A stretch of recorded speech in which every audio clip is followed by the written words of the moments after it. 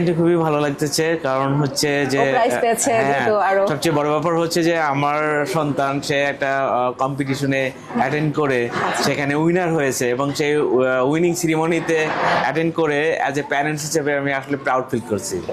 Good.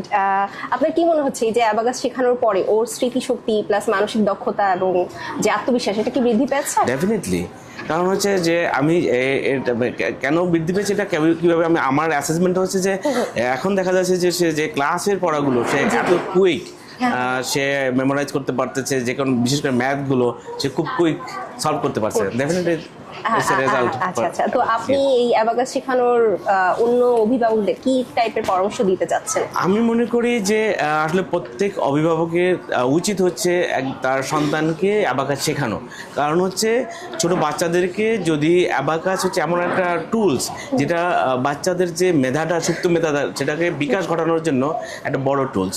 তো সে quick এটাকে করতে পারবে, সলভ করতে পারবে, যে কোনো ধরনের ম্যাথ করতে পারবে আর কি। জি আচ্ছা, ঠিক আছে, থ্যাংক ইউ সো মাচ। আর অ্যাবাকাস ম্যাথ বাংলাদেশ কার্যক্রম সম্পর্কে আপনার যদি কোনো মূল্যবান মতামত থাকে?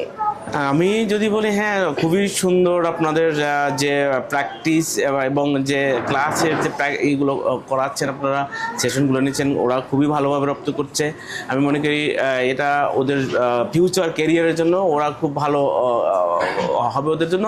তবে আমার জাস্ট একটা সাজেশন থাকবে, আপনাদের যেহেতু অ্যাবাকাসে বিশেষ করে ছোটদের জন্য, যেহেতু আমার চাইল্ড হচ্ছে ছোট, সেই জন্য আমি বলবো যে আপনারা মাঝে মধ্যে যে প্যারেন্টসদেরকে যদি কোনো সপ্তাহ হোক বা মান্থলি হোক, অ্যাটলিস্ট সপ্তাহে হবে সম্ভব না, মান্থলি হলো একবার ওদেরকে মানে প্যারেন্টসদেরকে একটু শেয়ার করা, তাহলে প্যারেন্টসরা ওদেরকে একটু গাইড করতে। অবশ্যই এটা আমাদের মাথায় থাকবে ইনশাআল্লাহ। থ্যাংক ইউ সো মাচ আপনার মূল্যবান মতামতের জন্য।